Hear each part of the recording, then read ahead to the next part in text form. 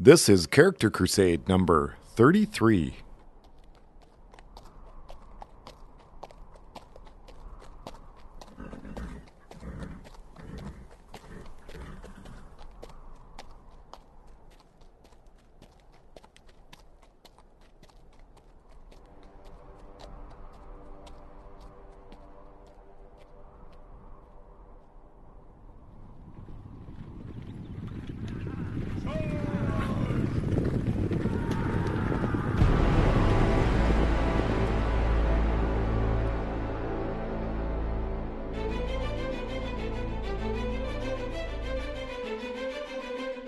You're listening to Character Crusade.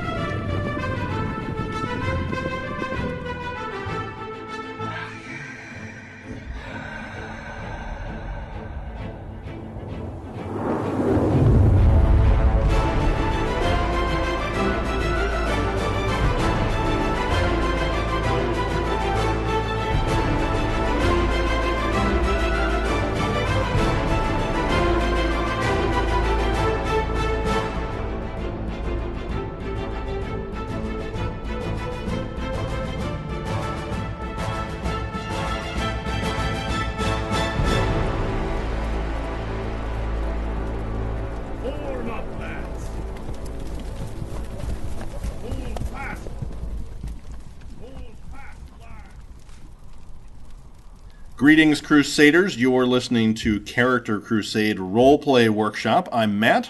And I'm Joe. And Stu is somewhere playing with rocks or something, Captain right? Steubing is on shore leave. On shore leave. So it's just the two of us trying to man the helm. We haven't done this since the Noob episode, right?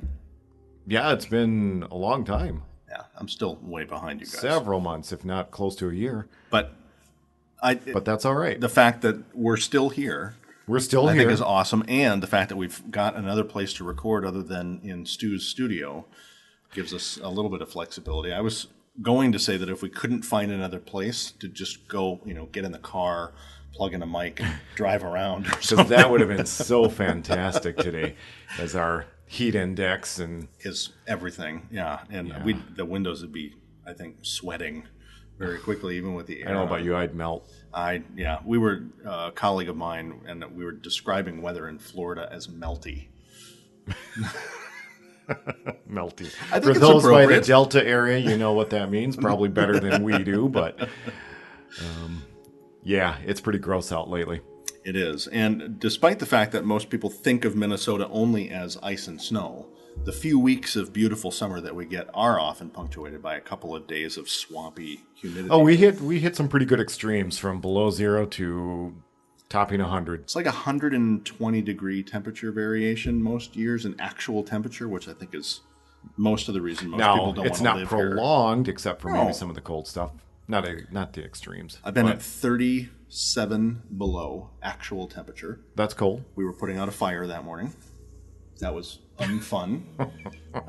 Gross. But I think they had put a space heater in front of their car overnight, and the heat from the space heater had melted hoses or something in the radiator. Yeah. Yikes. Yeah, it was an amazing experience to be out fighting a fire at that temperature, because you would think that everything would turn to ice before it even got to the house. But Snow machine! that's what it felt like. And then we couldn't stand up because we were all covered with ice. Great. Yikes. Not good. No.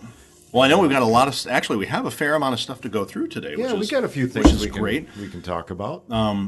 For those who are listening to the quality of the podcast, we're using different gear today. We're in a different room. We're giving a shot of not using headphones at the moment. So if we're fading in and out, then we'll have to try to attenuate that a little bit. But Matt's audio genius will do the best I can. We will try all that we can, and we'll see. So, but I think there's so much character development from what your new characters are. We got some character stuff we can certainly go over, and then we got some listener mail we're gonna do. Yep, we got a letter that we, I think, go over nicely. And we've got some pieces we want to talk about Rune Runner. For folks who are still listening, we're going to be releasing this, I think, on the 15th. And I think that may be our last day of our current sale for Character Crusade gear, which $5 off. Again, last time we had pretty good response to that, too. It's fun to see pictures people are sending in of people wearing Robard shirts and everything else. I think that we need to make some character shirts as well. There's a lot of fun stuff I think we can do when we can get the time and pull it together. When we can give Stu some time to create more merch. When I say we, it's more of a singular Stu. We, meaning Stu. So even though he's not here, he's still here in spirit. Right? Yeah, because we're going to volunteer him for a lot of stuff. That happens a lot. Kind of does. I mean, just in general, not just for this show.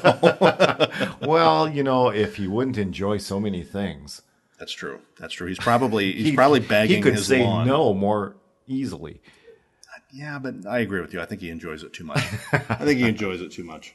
So, well, I think that it's going to be a good run here. So where do we want to start? Do we want to talk a little bit about general updates here? I can talk a little bit about Fireside updates in a bit as well. But sure. Where do you want to start? Let's just kind of go over some quick updates. Not a ton of updates to the site insofar as what you can see visually. I know Stuart's been working at some things behind the scenes, kind of helping to consolidate some things. So that should kind of come together pretty soon. I know he's been working on some Vander content to pulling that all together in one place. Okay. So there'll be like a Vander page, and we'll be putting one together for Inaroth and maybe Inga and Stagander. And Stagander, yeah. So it's just kind of some of that. To separate them. They're siblings. They don't really get along very well. Well, yeah, that's true. So maybe one day.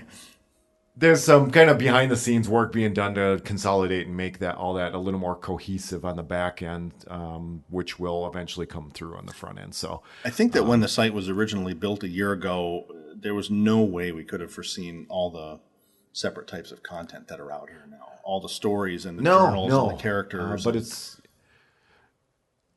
to Stuart's credit, it really has been holding up. We've tweaked it a little bit along the way, but I personally think it's been pulling together pretty well. The homepage, it's got all the listing of all the good stuff on it. Yep. So I like the fact that it's easily accessible on mobile, personally, because that's it most looks of the great way on that mobile. I'm on there. I have to say, it looks great on mobile. We've got a huge Rune Runner picture up there right now. So. Yeah, a little shit-eating grin on Vander. We'll talk about him later, but it's such a good launching point. I mean, just in general, and I also like it because it's fast, right?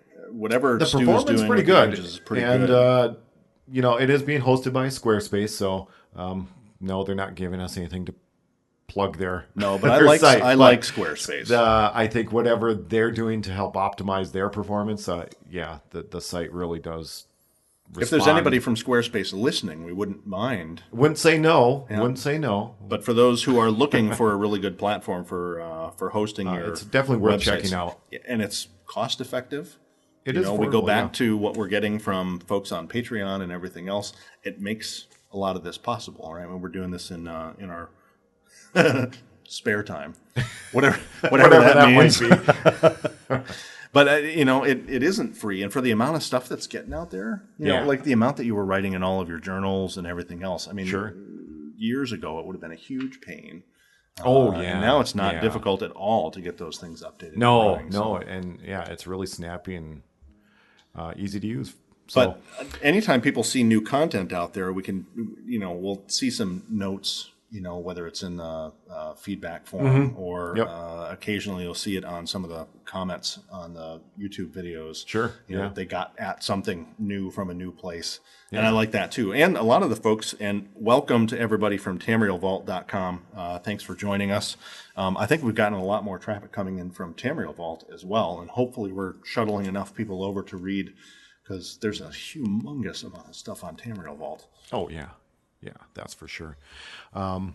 So, yeah, besides some of that kind of maintenance and back-end stuff, there's some new entries by myself and Matt, and I know both you and Stu have posted some stuff recently, I think just last weekend, which would have been around the 8th, which is a Friday, so that weekend. You had a Fireside And then we'll get launch, more Fireside and- stuff. Yep. And then the Mortal Blade episode came out just recently, as of this recording. So probably going to be old news, but at that time it actually All those thousands of views already publishes. done. But so that's good. And like I say, I am just beginning a new series with the Inaroth and starting to publish all the journals, which are all of my in-game writing that I've been doing for about a year with her. So I would love to chat a little bit more about that too, because I think that Sure. the writing experience has been so good to see. I mean, just from a third person, seeing how much your characters have developed, probably as a result of that. sure. Maybe I should submit a feedback form and ask, how is it that that writing has changed? But maybe we'll just come back to that in a little bit and maybe address that instead of just being listener mail. It'll be Matt Kelly mail too. There you go. We can do that. So, yeah, so I am working on taking all of those transcripts that I've exported from the Take Notes mod that I used to create those and kind of just tweaking and polishing it so it's a little more presentable on the site and in, just more of a readable format. So her first volume, which encompasses several entries, is published, and there will be several volumes of work. And I refer to them as volumes because the idea here is that they will eventually make their way to an in-game book mod. So if you should... Where will the books be? Do we know?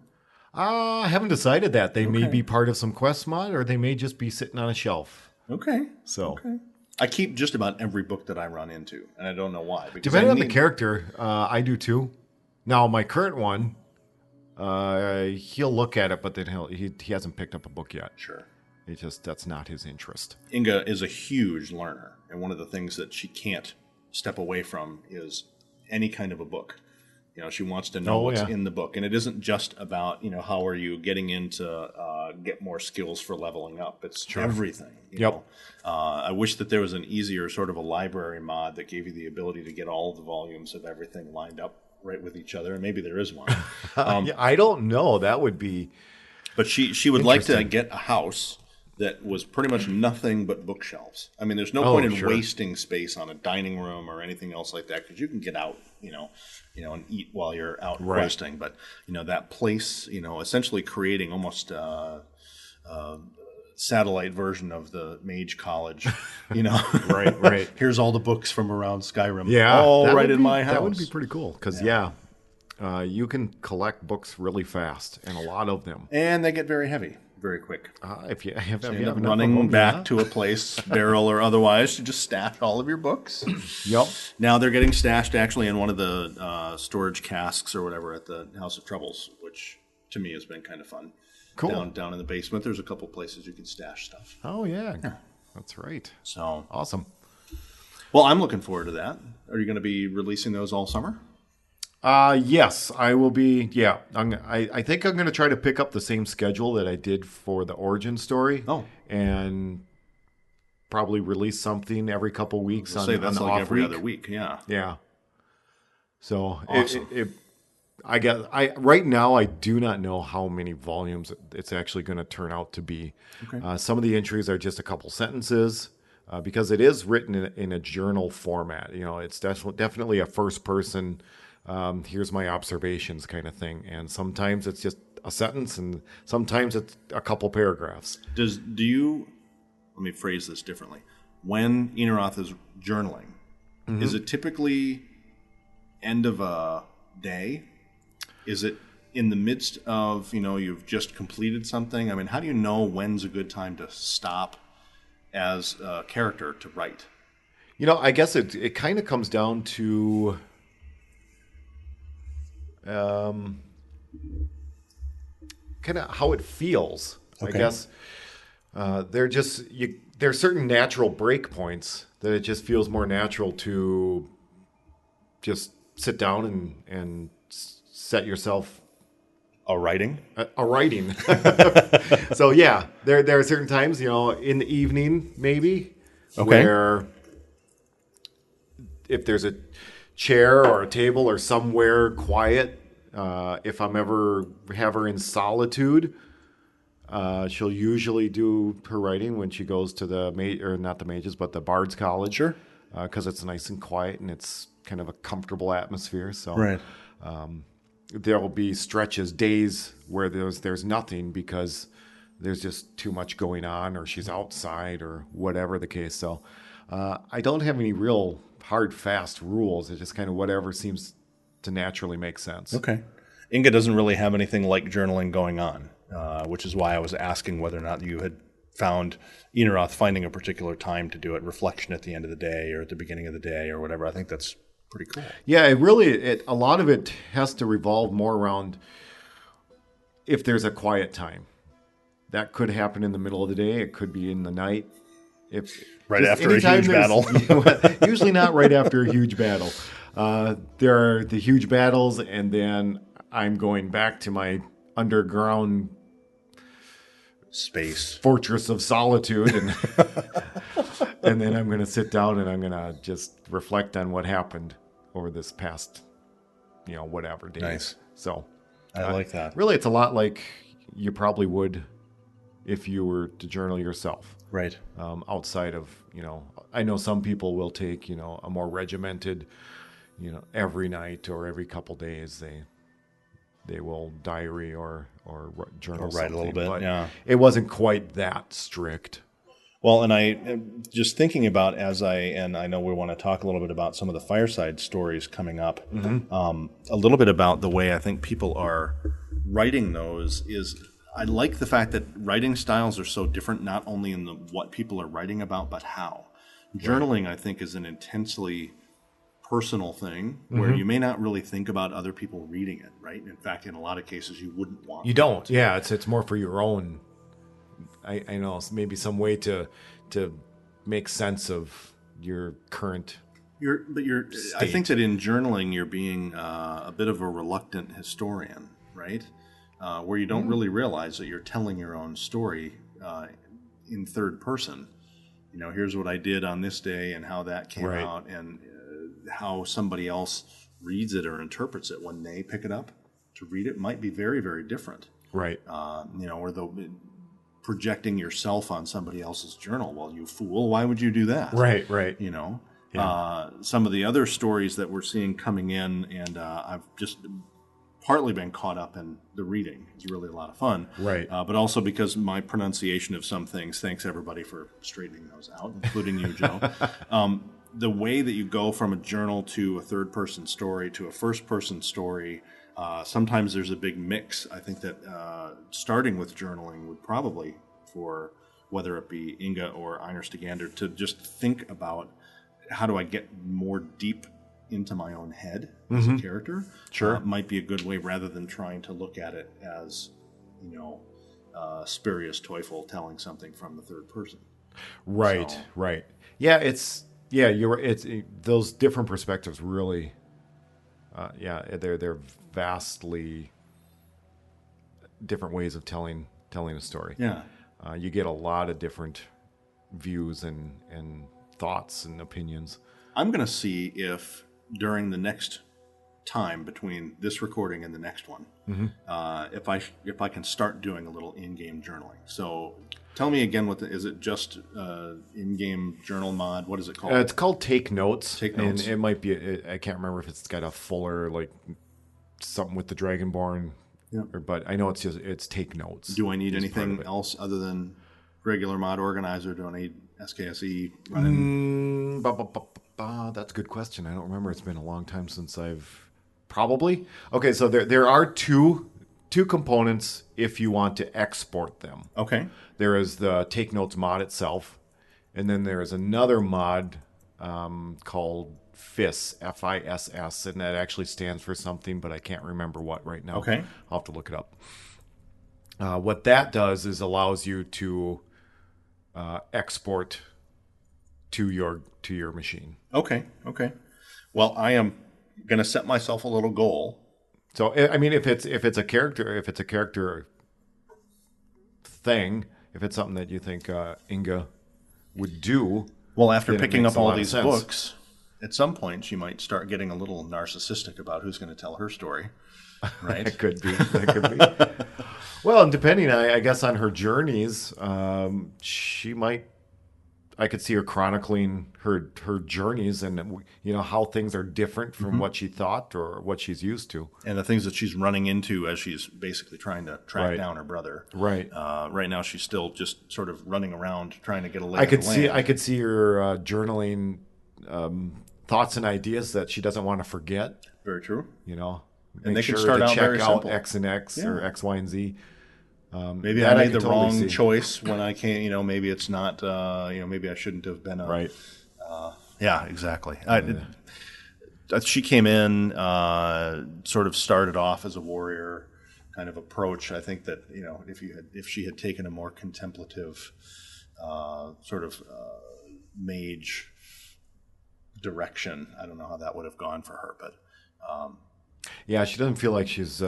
She spent a lot of time in school before we found her in Skyrim, and one of the reasons she's in Skyrim is that she thinks she's sort of done with that. Okay. But the problem is that she's got just this desire to continue learning about everything. Like it's almost like she's got an insatiable appetite for learning, which is why she reads everything. One of these days, she's going to get an axe in the back while she's busy reading, and then things will take a turn for the worse. But I'm going to do that. I think it'll help at least get me to focus a little bit more on her as a character. Yeah, it does. It does help keep you in that character space.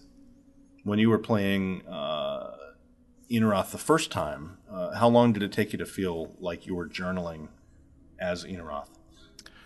I had a pretty solid idea of how I wanted to play that character when I created her. Mm-hmm. So it for me, it really didn't take long at all. I kind of jumped into her personality really quickly. Okay. In part because I knew the type of character I wanted to play. And so it just kind of seemed natural to pull that aspect of the game into her playthrough. So for her, which is why I ended up playing her for so long, because she just the character just clicked with me right away. Where I've had other characters that were kind of cool concepts and fun in their own right, but they just didn't click.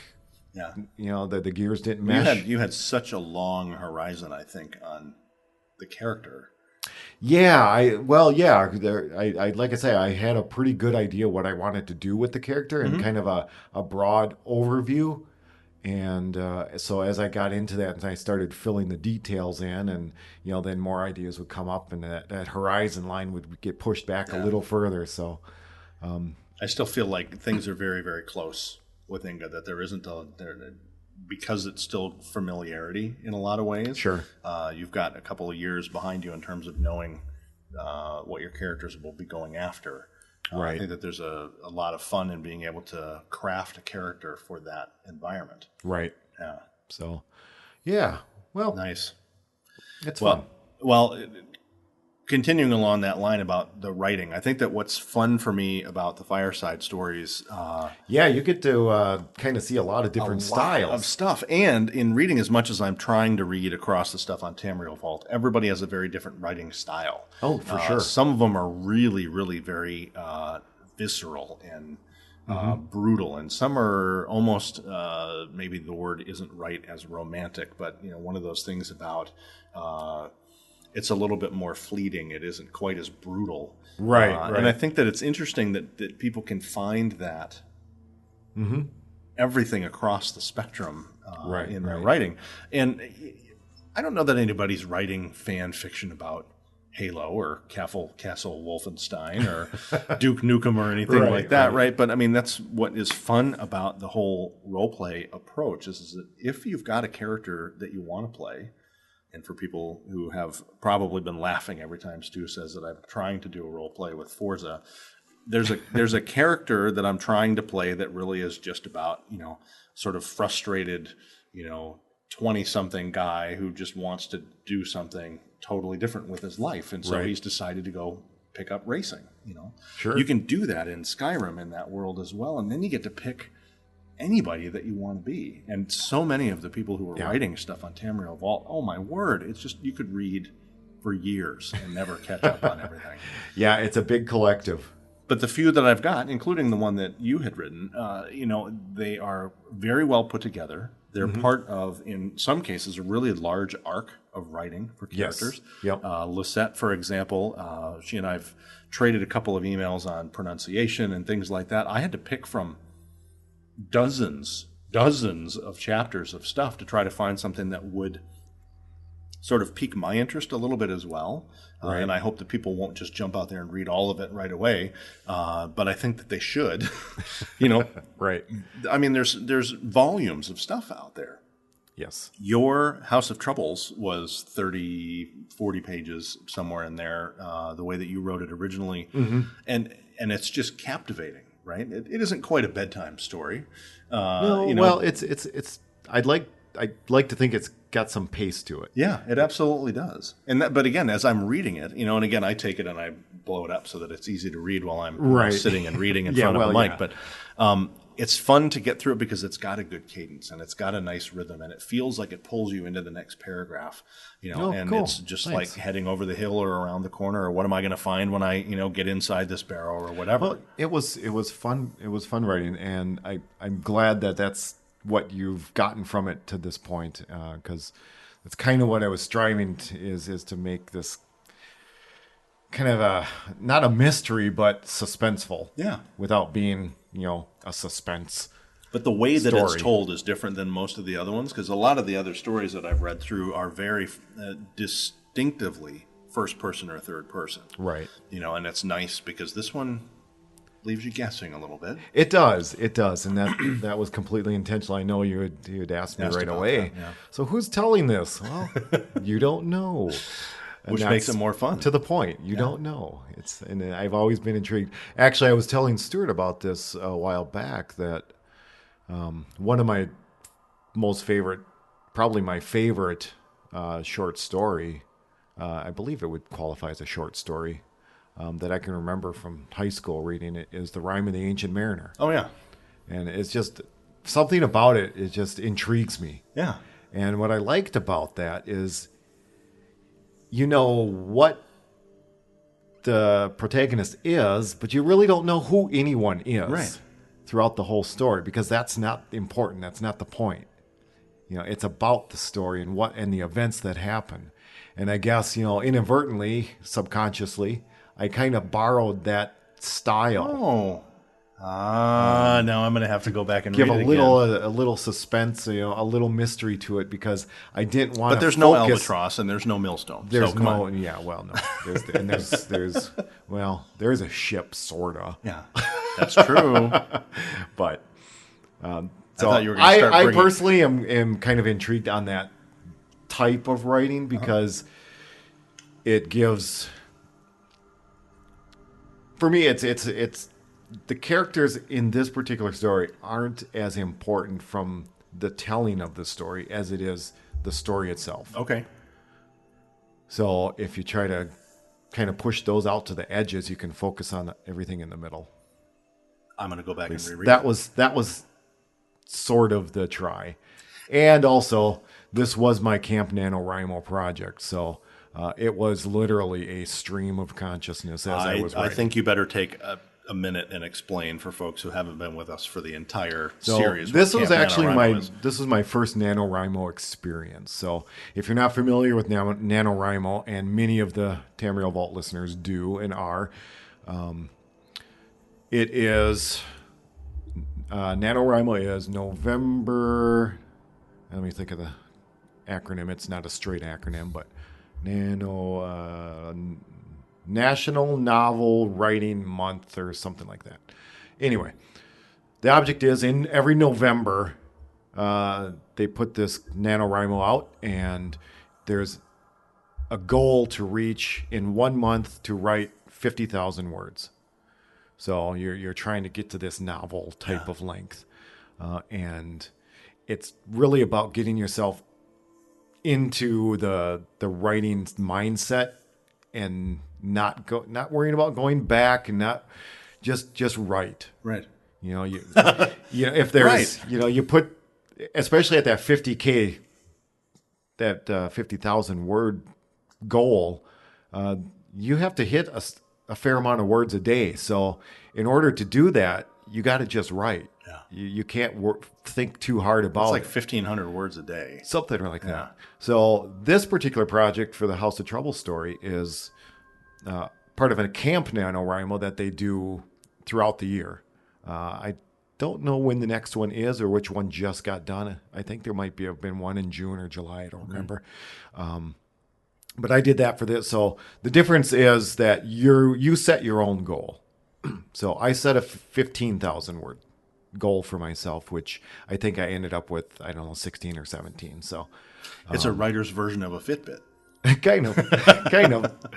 So that's where this story came out. So I kind of had a rough idea when I started what I want to do, and I was going to actually be much more regimented about how it was going to be. It was going to be more of a historical type of thing, and that got thrown out within about two paragraphs. So as soon as I got going, your thoughts start coming in and your mind starts turning out, and pretty soon you got all these little side things that are, oh, hey, that's cool. I think, and you go off on it. Sure. So, and this is the result. I do have some ideas I'd love to embellish on this particular story and maybe turn it into something a little more, but I haven't done any writing for a little while since then. Well, the fireside version of it is only going to be an excerpt Yeah. from that.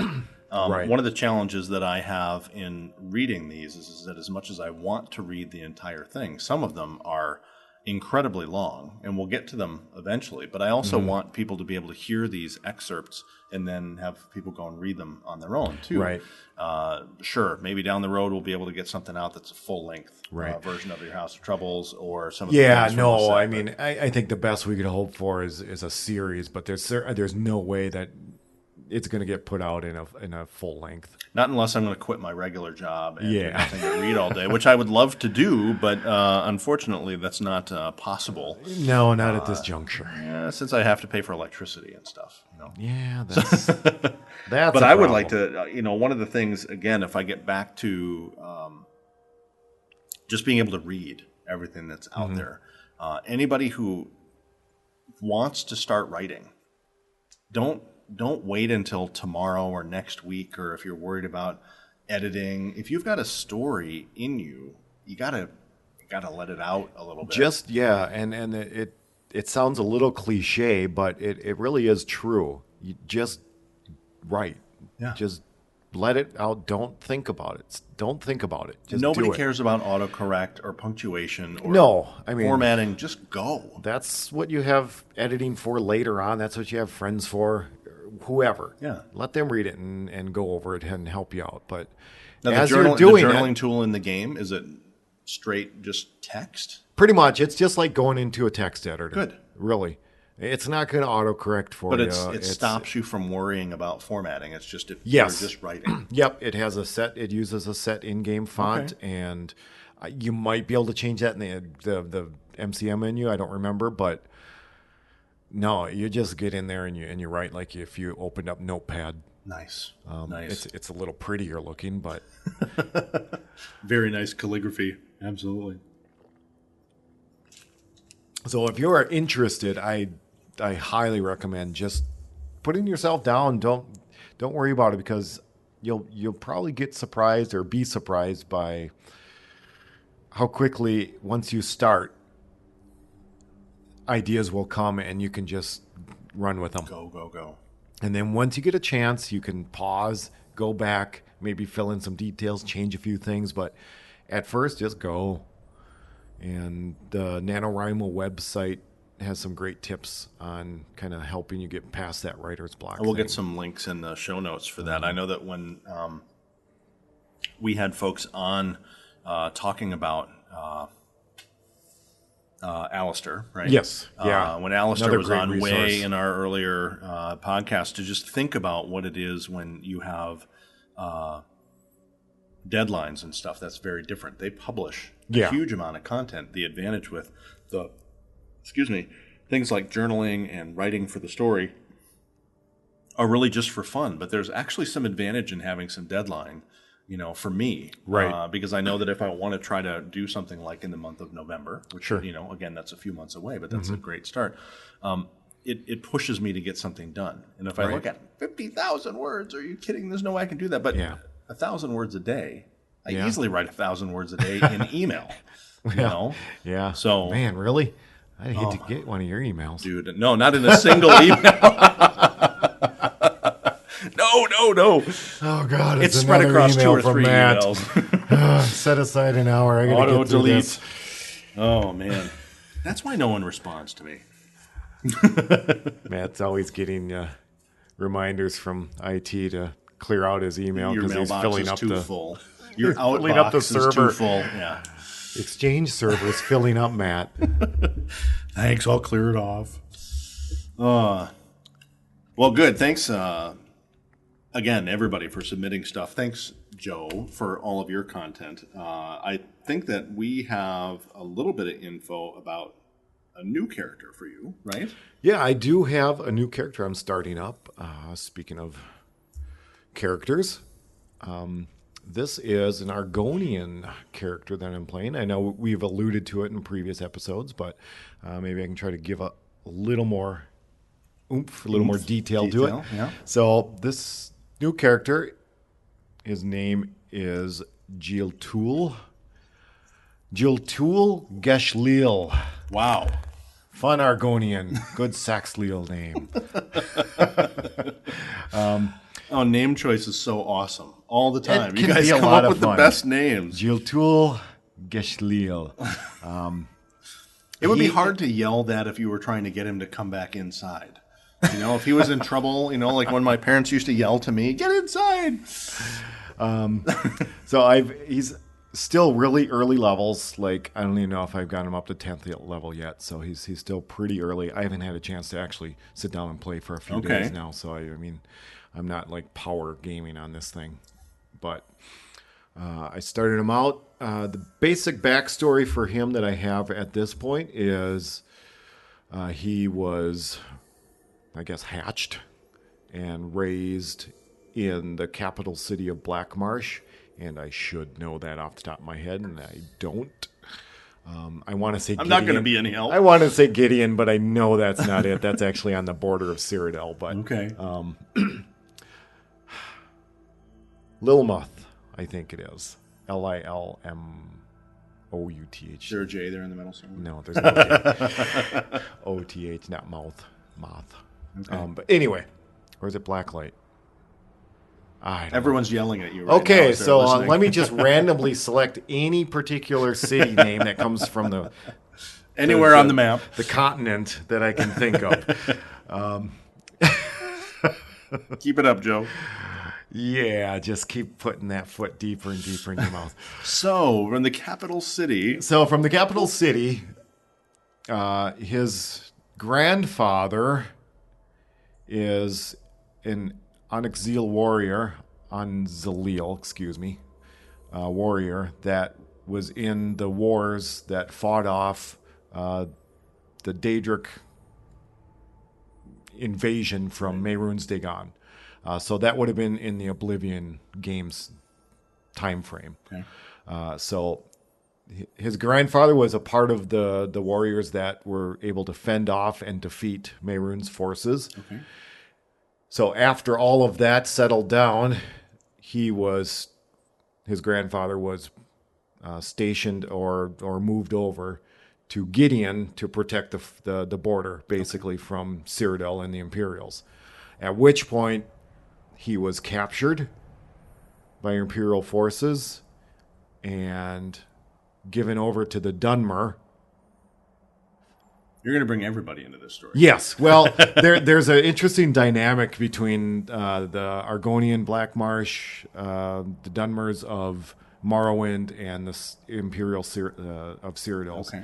In that, primarily, the Argonians want to keep the Imperials out of their region, so they're constantly in conflict with the Imperials. And then there's the whole Dunmer Argonian Dichotomy or whatever. of basically the Dunmer held them in captive slavery for centuries. Yeah. So there's a lot of bad blood there. So essentially, what had happened was his grandfather ended up in the hands of Dunmer slavers who sold them off to a family. That family moved into Skyrim province, and at that point, they lose contact of what happened to him. Okay. So my character is trying to, basically, it's kind of a family tree. He's out to find his roots, what happened to his grandfather. So he joins up and becomes a warrior in the Anzalil army. Okay. Well, and I'm reluctant to say army because very little is written about that particular sect, if you will, or group. There's a political side, there's a warrior side, but they are mentioned as being a contributing force in defeating Mehrunes. So instead of maybe an army, so it's a big political faction Okay. as well. So there's a heavy politics involved with that particular set. Sounds like Sparta. So maybe not a bad a bad analogy, but comparison. ruling group with warriors, right? Basically. So, but as far as details go, there's really not much on that particular faction. So Advantage with that. there can be. It's very open. So what I took kind of a lead, or I am loosely basing it on one of the Anzalil warrior builds that I actually found on the vault. Oh. I'll link to you. I'll link to. So I'm not taking it verbatim, but I'm using some of the high level concepts of it because a lot of players will take that type of character and play him more as a type of guerrilla war tactic. Argonians, because of their region, it's a very marshy, swampy, and so it lends itself to guerrilla warfare really well. So a lot of players will take that route, which is also, and Argonians are also very much in line with Sithis, which is, of course, part of the Assassin's Guild. Yep. A big part of it. But the Argonians also bring that as part of their life because the hist is a gift or part has been attributed to Sithis as well. Okay. Argonians will always or generally be very favorable to the Assassin's Guild or lean that direction because of the Sithis tie-in. Wow. Okay. So there's that kind of that sneakiness there. So they also can, will have some tendencies towards a Thieves Guild, but not as much as they would the Assassins, perhaps. So I think that's what gives players a lot of cause to get into that guerrilla warfare style of play. Well, yeah. And I didn't really want to go quite that deep into it. I wanted to be good with a bow and hand-to-hand, more of a warrior set than that sneak hit and come back. Right. He'll definitely use the water when he can because it's, it's a big advantage. It's a huge advantage for an Argonian. Talk about sneaking, just be underwater. Yeah, pretty much. I mean, I swam all the way from Riften to, I can't remember where it was, but I just used the waterway. The waterfalls? No, he's not a salmon. He's not migrating. But so the idea is he's going to figure out his family's history and maybe avenge what he knows of what happened to his grandfather. Genealogy with a sword. Pretty much, yeah. That's awesome. He's kind of an outcast as far as the Anzalil goes as well, just because I'm kind of attributing he was training for a couple years in that way of life, but kind of became disgruntled or what's the word I'm looking for? Disenfranchised. Disenchanted? Because of all the political nuances to the group. Okay. So he's not a very political person. Doesn't really want to be involved in that. He started to clash with the higher ups of the faction. So he wasn't necessarily booted out per se, but he kind of left of his own accord, and it was kind of a mutual thing. So I won't say that he harbors a lot of, I don't know, hate, if you will, for lack of a better term. Yeah. But he left before it got ugly. Yeah. Okay. So I think kind of where this might go too is that he just envisions that faction in a different way. So that's how he's going to live his life. Oh. So he might form a slightly, I don't know, kind of tunnel vision view of how that faction should work. And so that's kind of how he's going to play out. And how long have you been playing? I know you said probably not past level 10, but hours. Oh gosh. I'm really young into it. I'm not sure. I'm not quite at level 10, so I've been playing for like an hour. No. It's been a little longer than that.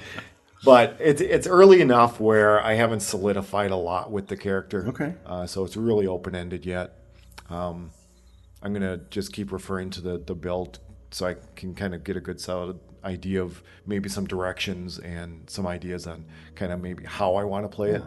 So that's what I like about reading the builds, and especially, and we won't be doing one tonight, but going through the Tamriel Vault builds, understanding how much time people have taken to craft. Oh, it's an immense amount of effort, and I know the Mortal Blade is a great example of that. Yeah. Stuart has poured tons of hours into giving the write-up for that. Yeah. Gosh, I think he did tell me. I mean, I think, and this is just putting it in a presentable format. I don't know how long he's been, with the ideas and sculpting it, but I think he took him like just 6 hours straight. Wow. Of just writing that description out. We get back to there are not enough hours in the day for me to do the things that he does. So, and that's just writing the polished version. Yeah. That's not all the effort that went into getting all the pieces together. Yeah. So, and it's on par with my opinion. It's on par with a lot of the good ones that you can find on the vault. That's fantastic. So yes, to put together a really solid character build concept, it takes time. He also has very high standards. He wouldn't want to release something out onto the vault that wasn't equally as polished as the ones that he has said that he likes. He definitely has a certain image in his mind that he very much likes to hold up to. Right, exactly. So I'm looking forward to seeing that, and I think he even mentioned that he does have a rough cut of it out there available. Oh, really? I believe he mentioned that on his latest Mortal Blade video. I haven't seen it yet, so I don't know. I've told the world about it, but I haven't seen it myself. So that is my new Argonian character, Jeeltul. Well, keep looking for Jeeltul. Looking forward to dressing him up and seeing where he goes. Actually, you have actually thrown up some images of him on the Facebook page. Yes, and we don't ever put character names to anyone on the Facebook page, lest there be any confusion or release of a character early or anything else like that. And to that end, for folks who don't know, almost, I would say about 90% or more of the images that we've put up on the Facebook masthead have been Joe's screen caps. I take a lot of screen caps. And what's great about it is that they're so varied. And there's such a huge range of hues and subject matter and characters and locations that you wouldn't know that it was just one person's walk through the game, I like art. Yeah. Art's a good thing. Well, and the stuff that regardless of visual, three-dimensional, writing. Right. Art is good. I like art. Art is good. And the writing aspect, to get back to that, it's an art form that I've never discovered before or have attempted. And you've to this extent, gone right into the deep end. It's been a load of fun, but So, I guess this is kind of my form of photography is my screen captures. Sure. So Well, and I get a it's few been every fun single trying to week. find fun different angles to work with. And it's fun being able to see Skyrim through those eyes. Sure. For me, I've gotten a few screenshots. We've got one up recently from William McNee. Sent a couple. There was something that I saw up there, and I said, "You got to send me the full size version of that because I want it out on the site." Nice. I am confident that if we made that open for a lot of people, we get a huge number of submissions, and we'll figure out a way to do that. It's again really very fun to see people's characters in game, dressed in a way that you can see them in their stories while we don't get to see their entire game playthrough. Just as we look back across Inaroth over the course of a number of different Facebook postings there, you see different dress, you see different approaches, and almost like facial expressions and weapon choices, and that's what makes it really fun. And Stuart also was very good at documenting visually those changes, those character changes with the fleet character. Right. Oh, no kidding. And that was very deliberate. And I won't go as far as to say that my character changes visually like that were as deliberate, but there was some thought. But as it progressed. It was noticeable. I think a lot of people do that. At least I hope they do, because it really lends a lot of interest to the game. But it's also, I think, adding on to that, as the characters grow and evolve and learn and everything, there's going to be some changes associated with it, not just with what's available to you, but because you'll have a particular style of dress, or you may choose, to put some things aside, and that's what helps build that character from a what do you recognize about them? Right. Over time, I would think that looking at a lineup of images, I'd be able to pick out Inaroth from other characters. Sure. You'd be able to do the same thing with a bunch of Stuart's characters. Yeah. Mine are easy because they're never dressed. But, the other side, the naked one's easy. What an idiot. But I look at, there's a lot of other characters, and whether they're modded or not, from a attire standpoint, from weapon choice standpoint, that's what makes everybody's character unique. I would love to see a lot more screenshots. I just haven't spent a lot of time looking for them, because if you go out and you search for, Skyrim screenshots, there's like 150 million of them. So that's a bad search. It is a bad search. And, there's lots of people who use different mods than I do. Let's just say that. Yeah, there's a variety of different mods being there are.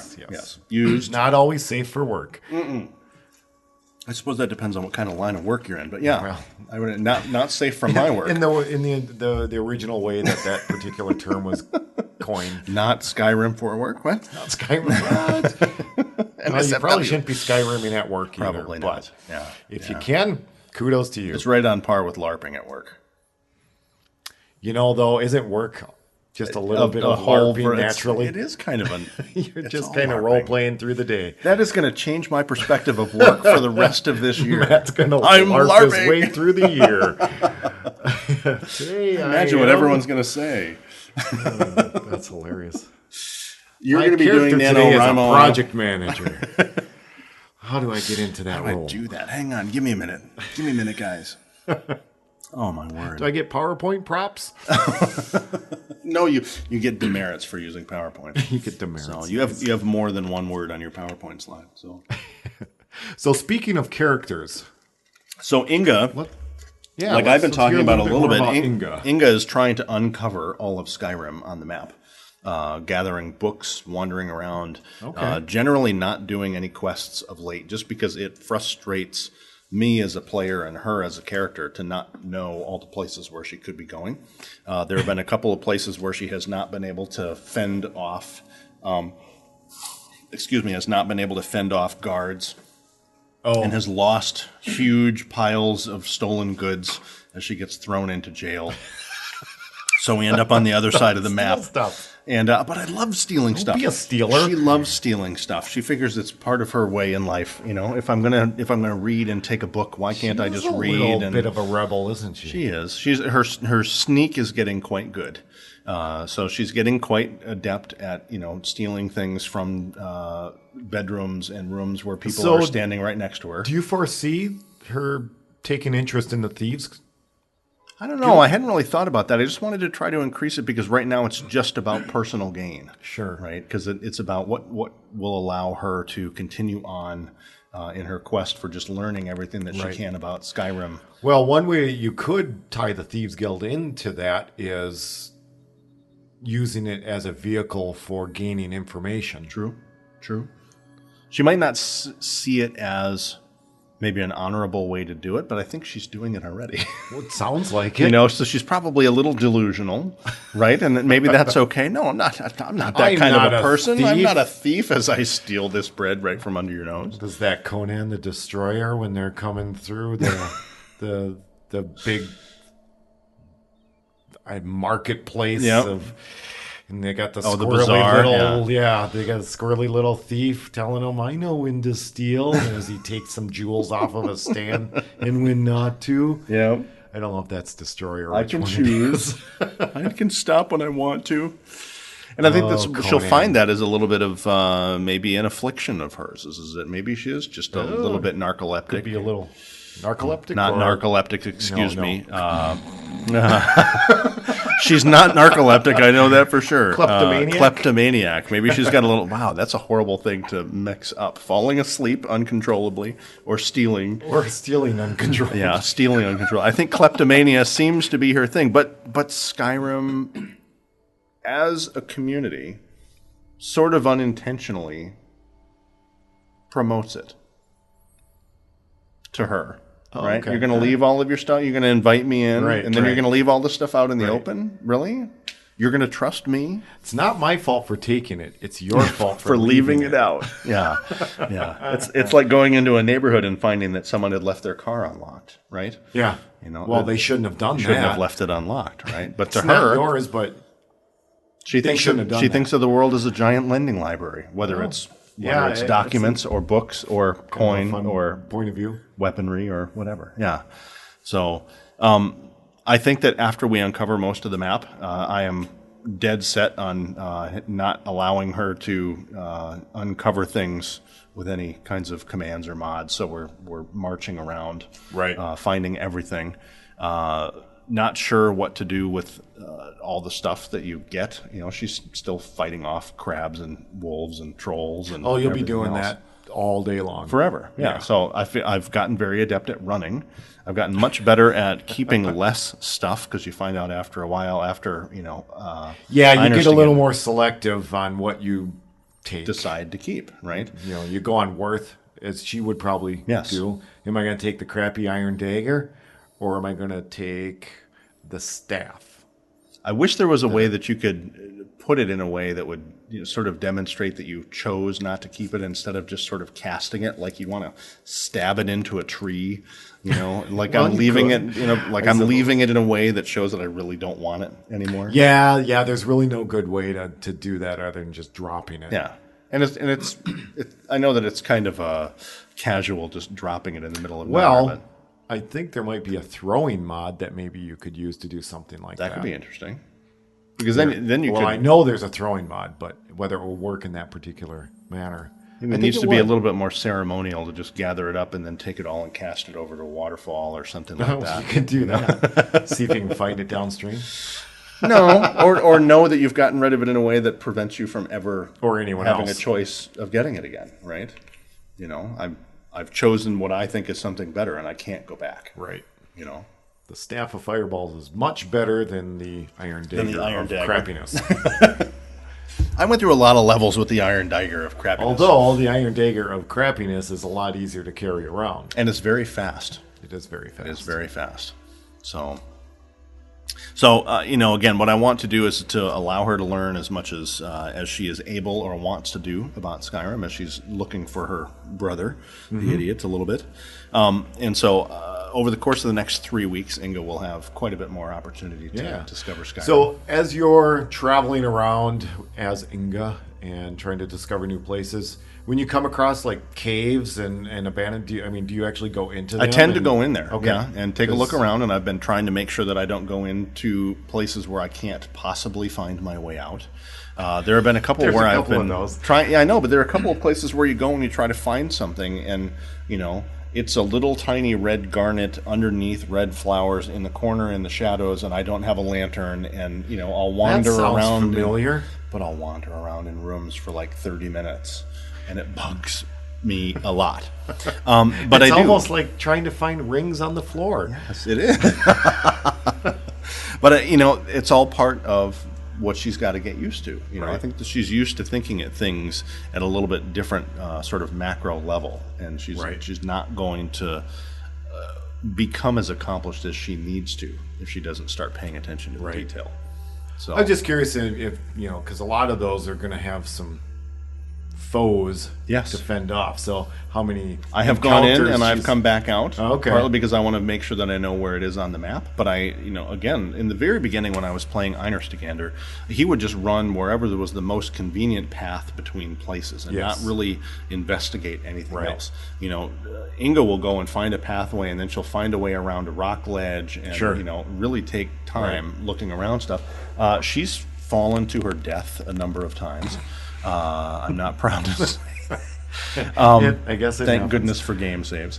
But there are times when I'm just not paying attention, and I do a leap. She does a leap, and it's the last one she ever does. There's no ledge under there. Yeah. Being able to call the horse has been a huge time saver. Oh, cool. Convenient horses or whatever that is has made a huge difference. Largely because I think that it would take twice as long for me to go anywhere. Just going on a horse or just walking. I have still not gotten very good at leveling up archery or a couple of other things because I've been focusing on sneak and speech and a couple of other things. Right, you're doing kind of more the less combat type of things. I mean, speech all that stuff will level, but it's a much slower than some of the crafting and but when you're riding a horse through and some pass over the mountain and you get attacked by wolves and stuff, I always have to get off the horse and change weapons. Because I'm just not very good at the way that I'm playing. I'm just not as adept at handling the Greeblies. It took me a while to get accustomed to how best to fight from horseback. Yeah. And weapon choice that can make a difference. I mean, fighting with a dagger off horseback is I've been using a lot more difficult than a longer sword. Yeah, but it takes a little getting used to how to position yourself because they always swing from the same side. Yeah. So if the wolf is on the other side, you have to turn the horse around. Try to run your horse all over the place and try to get it turned around, and right off the cliff has happened a couple times. Yeah, it can be a little frustrating. So, but if you ride a horse heading to Riften, that's a great place to practice because you're constantly getting nailed with wolves and bears. I will practice. That is probably the most treacherous road in the whole place. I swear I am constantly getting attacked by wildlife heading down towards Riften. So I can level up just by killing a lot of animals on the way to Riften. Probably. It sure isn't going to hurt. And then I can go back down and I can come back with a bow great and thing arrow is- and then go back down and come back up The great with thing two-handed weapon. is as you do that, whether it's on horseback or off, you can grab all those pelts on the way, and when you get to Riften, then you can start hammering out all sorts of bracers. Yeah. And then you're going to level your smithing, and you could play it off as, I just need to crank some stuff out because I need the gold. Yep. Rather than I'm going to spam the smithing tree. Well, again, she wants to be able to buy a place to put all the books. So this would be one way for her not to only increase her ability to smith more exotic things, which is going to help her with her weapons and her armor and all that stuff. But smithing is, in my experience, one of the faster leveling. It just seems really to boring. level quickly. Yeah, it can be. But when you get to a certain level, you start to see different things that you can make, and as you go up around whichever side or whatever of the smithing tree, you can craft with different materials, and so it takes a little bit to get started, but once you go, if you can collect all that leather and and grind it out on the. I stopped tanning collecting rack wolf and- pelts for a while there just because it seemed like it was going to be burdensome. But It can be if you're close enough to a city, then you can do something with it. Whether you just want to sell them outright or turn them into something. selling them seemed to be the easier way to do it in the first few levels. But I mean, at this point, you might want to start crafting something with them, even if it's just some oddball stuff. Yeah, exactly. Just to help move that smithing. Her up first in journal level. entry will probably be about, I hate being at the smithing station. How can people do this? Most unfavoritist thing ever. Oh, no. Oh, That's she'll funny. probably feel like it's beneath her, But in order to get the skill that she needs to Right, live in right. Skyrim and everything else, And she's gotta do it. that's actually could be a really interesting progression. I could foresee that, starting out that, God, I just hate doing this, and this is so menial and Maybe she'll find for she other loves it. people, and maybe develop the attitude as she gets more skilled and does other things, maybe more elaborate things, finding herself, all of a sudden taking kind of some pride on, making things that were really difficult, Right. getting better at them, and crafting a weapon that, hey, this is pretty good. And it's something I made, right? There's some pride in that. Right. So I could definitely see that attitude swing from one end to the other. That would actually be kind of fun to That will be to kind of see fun. and write about. We'll see how she does that. Yeah. So, and you could do that with really any of the crafting. Although I don't see her doing maybe a lot of alchemy work. No, I don't think so. Maybe some enchanting if you want to try to tie it into that improving your smithing and tying the two together. Yeah. But I don't see her doing a lot of magic. Although Not if yet. she studied. Well, she loves to. Yeah, that's the thing. She enchanting loves to study. actually, now that I think about it, Would follow along with that enchanting whole might cerebral- be something more interesting to her. Yeah.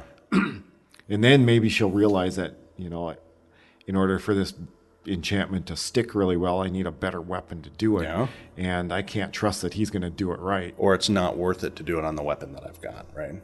Yeah. Right. So maybe that's what gets her into smithing. This buffoon, he can't make this right. So I know I'm going to have to do it myself. Yeah, exactly. And then she starts out and realizing, well, that buffoon knows a hell of a lot more than I thought he did. She'll never admit that. Well, no, probably not. Doesn't sound like her style. So. No. Well, I found it to be fun to try to be her, which is interesting because I know that we've got some listener mail that asks some questions very similar. Yeah, when we get it, this is actually kind of a good conversation to lead into that later on. So I agree. Maybe we'll kind of pick up at that point. Well, sounds good. Maybe we can change gears and we can talk about Rune Runner a little bit. I would like to just say in general, and I know that I say thanks a lot, there has been so much great traffic on the Character Crusade channel. Like it's mind-boggling, right? I'd love to see it. And I have to give huge props to Stuart for all the stuff that he is producing and the time that he's spending doing it. Yeah.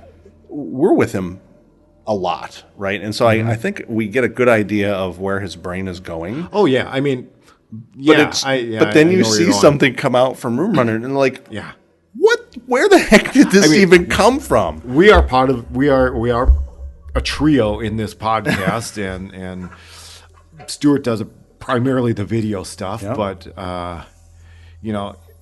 he'll quite often bounce ideas and kind of use us for sounding boards on some concepts. But quite honestly, and I've said this before, we don't know what the end product is going to be like. So we get to see it for the first time when it comes out that you do. So we're just as excited when that email comes through. Totally. But it's And he always releases it like right at a time when I've got to go in and lead a meeting or something. Yes.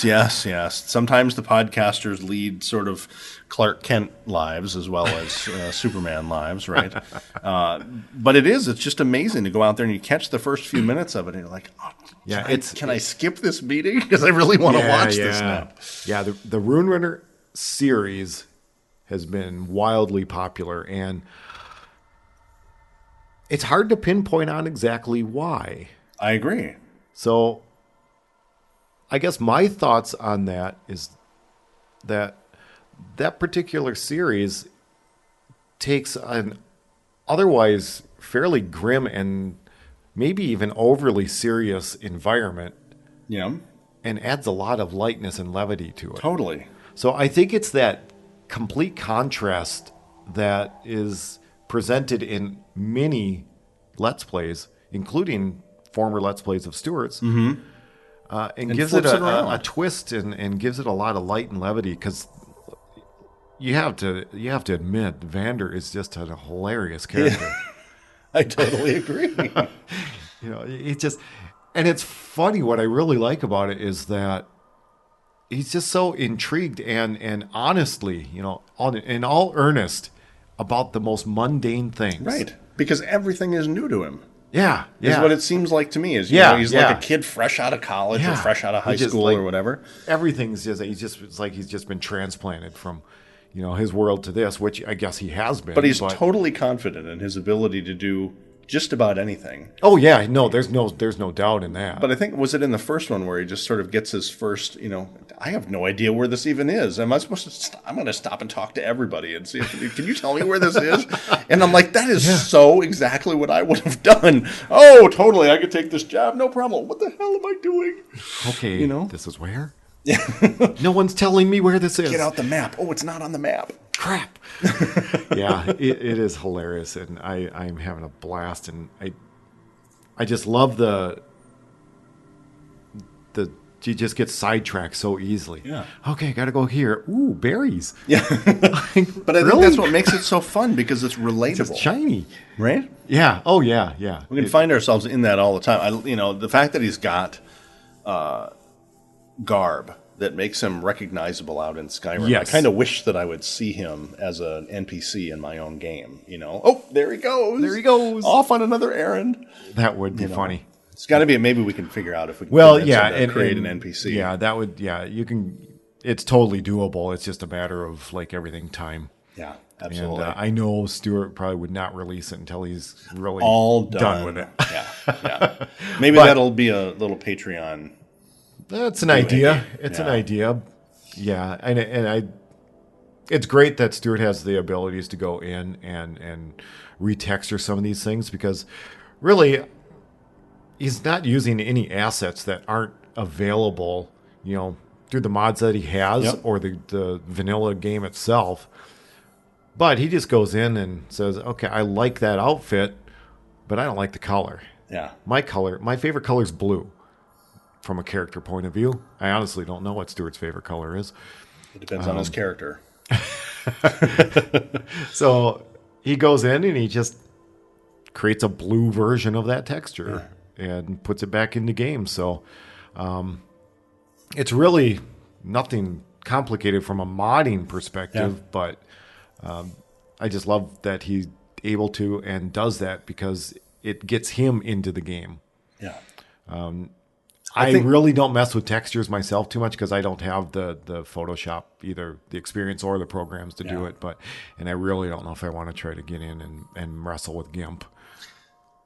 Although you I never could, know. It's actually GIMP really, is a really good tool. No, it is, and I do have it, and I do use it a little bit, but even an older much version of Photoshop. I mean, I can imagine that getting in there, I would allow myself to get very, very sidetracked with it. Yeah. I think that he has the ability to transform a character idea into a working character, because he thinks of all the things down to the details of the texture of the belts and all that stuff. Detail-oriented. And but once he's done with that, once he's done with all Vander. those things, it allows him to play the character, I think, a lot more genuinely, if I can use that word. Yeah. Because if there's something about one of his characters that he doesn't like, he's gonna fuss and fret about it. And I mean that in the best way possible. But I really don't want him to wear that, or I really don't want him to look like that. It serves as a distraction. Yeah. And he can't get into the character. Because all of us, I think, if you head out of the house with a blue sock and a black sock, and you realize it later in the day, it's going to bug the hell out of you, right? I mean, it would me. Yeah, it would me too. Let me check. Am I wearing? Yeah. So no, the Rune Runner character has been a load of fun for us, as well as it has been for all of the viewers, all of you guys. So And thousands of people have been watching it. I don't think that you've watched it 9,000 times, have you?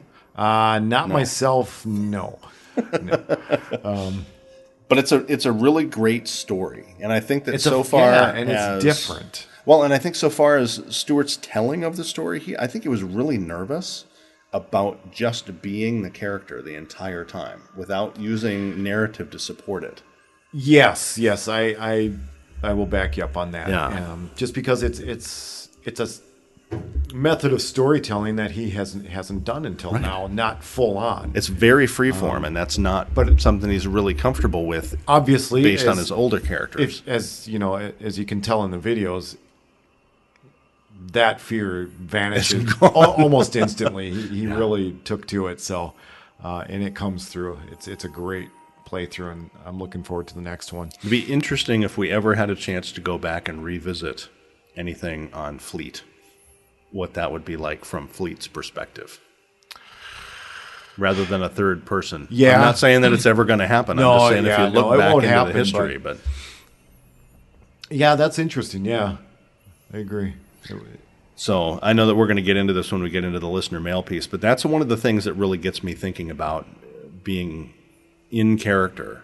You know, from the dress to where are you, what are you doing? Those are all simpler things. When you have the voice in your head is the character, and all of your responses are as the character would be, it makes the game so much more of an escape. Yeah, well, it becomes more personal. Yeah, because you're not just turning on the machine to play. Yeah. Now you're living in that world for a while. Right. You know, like me LARPing as a project manager. Yeah. Actually, I could see where that would be difficult for you as reading the Fireside stories too.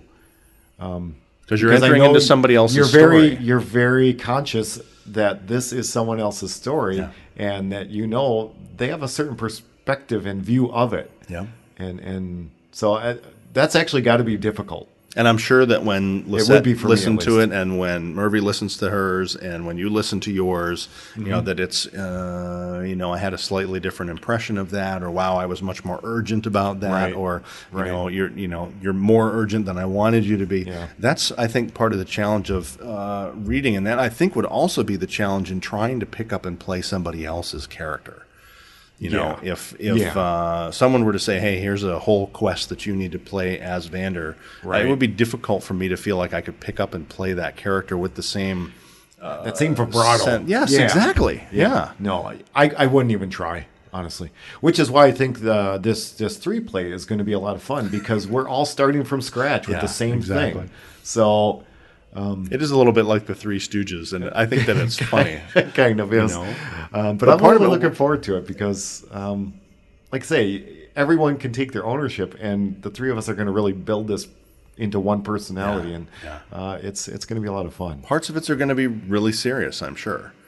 But parts of it, not so much. Maybe not. So... oh, well. That's going to be fun to continue. I totally agree. And I hope people will continue to join along with all of that. The 3-play is a new approach to getting through the game, which even just setting up a character, you'd think that took about an hour, right? I think the first time I created a character took about an hour. So between the three of us, really, really being deliberate about that, I think it's going to be, an interesting... Well, what was fun about that, when I re-listened to it, I didn't realize... how much thought you actually do put into building these characters. Right. And when you're doing it yourself, you just think of it. You just do it. Yeah. I mean, but the thought process is always there, at least for most players, on the concept. But once you hear it back, it really comes to light on how much thought is put into a variety of things. The reason behind it. So hopefully, if you've seen that, or if you haven't seen it, you'll give it a look, because I personally think it's really interesting, even as a person that was there doing it, to listen back and say, wow, that was really kind of informative. The one thing that was hard when I was listening to it, because I was listening to it the second time through as opposed to watching it, Right. It might have been a little bit harder for me had it been the first time I went through it to just be listening, because there isn't quite as much description about what's going on. Sure. We're talking about some of the choices. I know some folks had said that it was so different. We were just sort of poking fun, but that was sort of what you want to do when you're, for lack of a better term, sort of playing God in that case, and you're crafting this new character. There's all these conscious choices that you need to make about what this character is going to be for the next however long. Right. Well, we can't all be Odin. Some of us have to be a Loki. That's true. Yes.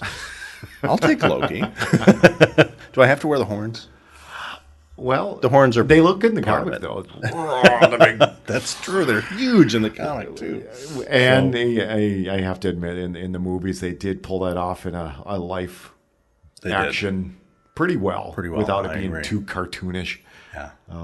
But yeah. You got to have the fun with the serious. I agree. Well, I hope that people will keep giving us feedback on the YouTube channel every time one comes out. It's not that we expect everybody to reply, but it is so great to see what people are thinking and how they're reacting. And we don't have, unfortunately, we don't have any new reviews and things like that on iTunes or anything. I think that a lot more of the traffic is coming through on YouTube and on SoundCloud, where people seem to be consuming it more there. Sure.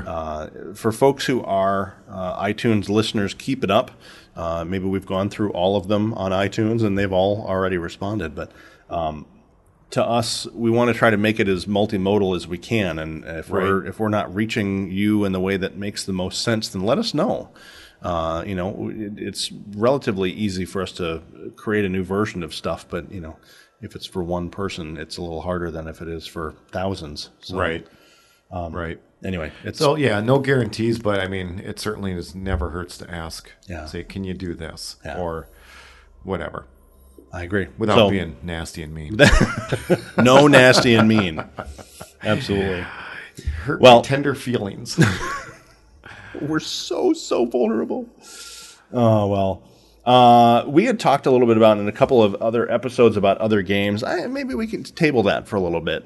We've talked a little bit about my desire to do the role-play in Forza a little bit. We've all played tons of games. I don't think that we're as accomplished as some of the other folks who have done other game character role plays through. Sure. I would like to see a lot more before I think about releasing anything on my own, so maybe we'll come back to that. But all right. Over the history of our gaming together, not everything lends itself really well to it, but Unreal Tournament is not a real great role-playing opportunity. But I'm interested to know from other folks who are listening. Could be a fun character opportunity, though. I agree with that. You can't really, to me, you can't really role play Duke Nukem the same way. There's a certain temperament to that. It is. So that's funny. But anyway, for folks who have been looking at our store, thank you very much. It's shop.charactercrusade, I think, right? Yes, that sounds right. And there is a main link to it on the website. Right on the homepage. We are trying to run sales whenever we can for folks who are looking for stuff. For people who have sent pictures of the gear that they've gotten, thank you very much. That does pretty much translate right into paying for the website and stuff like that. Hopefully you've noticed over the last couple of episodes that we have not been trying to pimp that too much on the show, because it is just there for when you need it. Don't want to be too gratuitous, but we don't want you to forget either. And we would love to see pictures of you in your Character Crusade gear wherever you are on the planet. Everyone's stuff. And if you want to confuse your grandma, get her a Naked Nord t-shirt and for her birthday or whatever. Stacks of Wisdom. What is that? What is that? Seems like a good idea. Wow, but what a really nice shirt. So, I think, we've talked about the store, we've talked about some of the merch there. I've not seen anybody asking for anything else yet, but I can imagine sometime in the future, like we were mentioning a while ago, maybe there'll be some other things out there. I would very strongly consider for myself a Vander shirt. I think that would be a huge amount of fun. Vander shirt would be great, and so that's something that we will definitely consider vendor and delivery see what service we can put together. Again, it's just a lot of this is a matter of just finding the time in the day to put it all together. Yeah. I think there was one person that commented something to do with the snowberry shirt would be great. There's a lot of good opportunities and to increase our options, our merch options. I totally agree. Nobody buying any mouse pads, though. I don't think anybody uses a mouse pad anymore. Do we actually have mouse pads? No, we don't. Okay. I suppose we could. I don't know. I don't need a mouse pad for mine.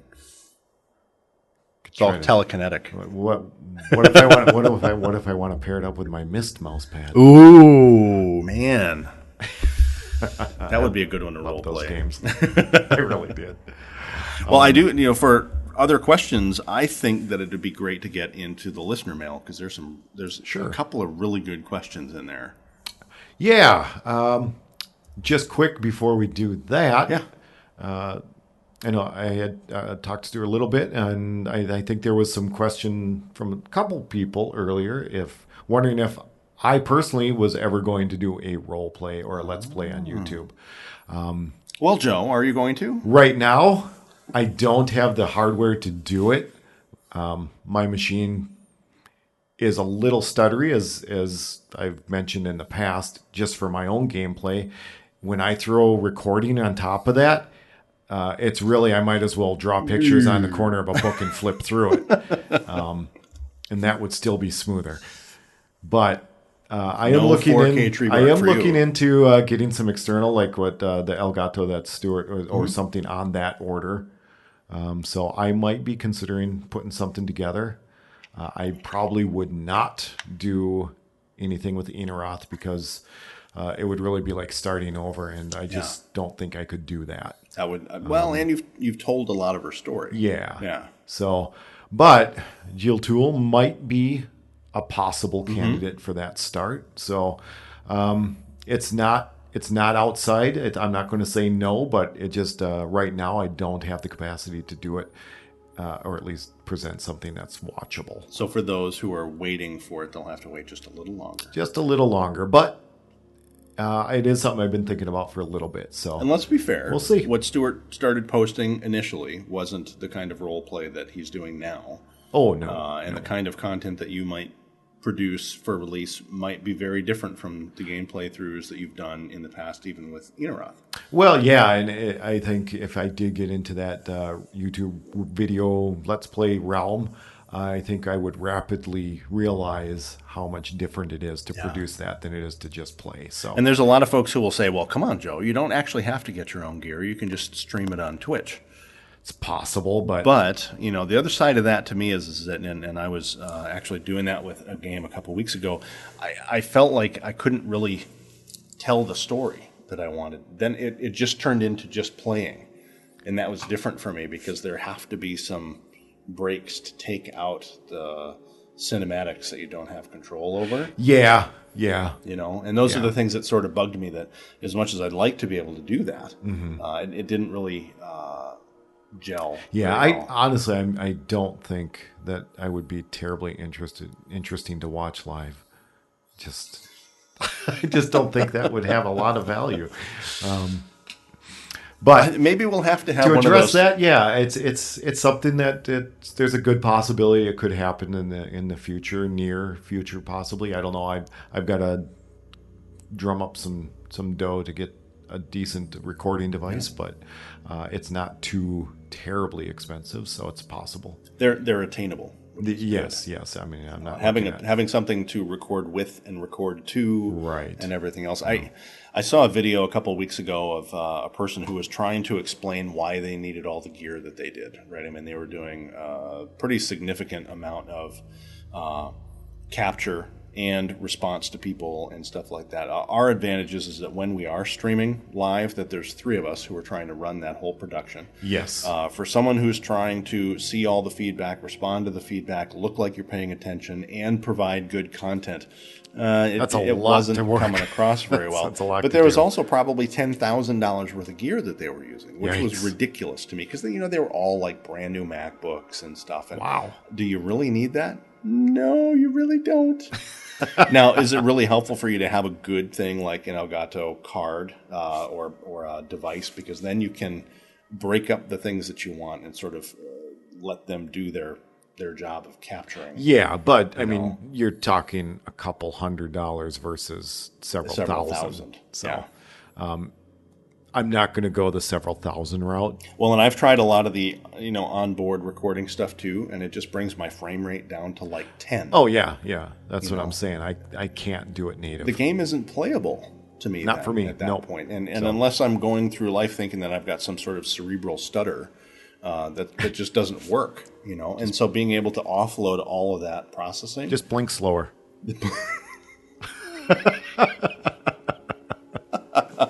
No? All right. Okay. So anyway, that's kind of on my personal agenda. Addressing the rumors, that it's not quite ready yet. But yep, I am considering and looking into that as an option. Good. I would enjoy it, I'm sure. So, we'll see what comes. Well, thanks, Joe. So yeah, let's talk about mail. Mail time. We have to get some. I just flipped into Blue's Clues. Into Blue's Clues. I was thinking maybe Joe. we could have a Vander mail delivery, sort of. Oh, that's a good idea. Intro. We need to, work that up because we do have our own personal courier now. I know, right? And a very good Fast, one at that. reliable wood elf. That's right. All right. So what do we have in for mail? Well, our good friend Eric with an A. Eric with an A has come to us with some more questions. I like Eric with an A's questions. Yeah. So, and he's not the only one who submits questions, but we're going to address Eric with an A's questions tonight. He is definitely one who submits more. So I guess if everyone else is thinking that we're playing favorites, the solution is send us something. That whole thing about don't wait to write, you can do that here too. Yeah. So, what do we got? Eric is trying to figure out how do you get into the headspace of a new character, basically. So, he writes, when I try to role play a new character type, I find myself always struggling to make them do what they would do based on who they are, rather than how I would handle the situation. Okay.